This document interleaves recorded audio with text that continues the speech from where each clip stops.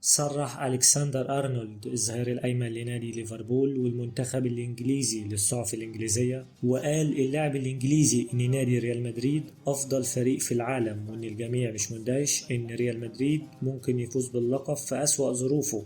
قبل ما تكمل معايا الفيديو الجميل ده، ياريت تشترك في القناة وتفعل الجرس وتدوس لايك علشان الخبر يوصل لأكبر عدد. واتمنى اللاعب الإنجليزي إن نادي ليفربول يمشي على خطى نادي ريال مدريد، وإنه يقدر يفوز ببطولة دوري الأبطال السنة دي. والتصريحات دي دفعت الصحافة المدريدية للحديث عن رغبة أرنولد للانضمام للنادي الملكي. وفاز النجم الإنجليزي مع ليفربول بكل الألقاب الممكنة من دوري الأبطال لبطولة الدوري الإنجليزي. ولمحت الصحافة الأسبانية إن اللاعب الإنجليزي حابب يغير الأجواء من الدوري الإنجليزي للدوري الأسباني، وخصوصا إن مكانه محفوظ في النادي الملكي بعد عمر كارفاخال واللي قرب على 31 سنة.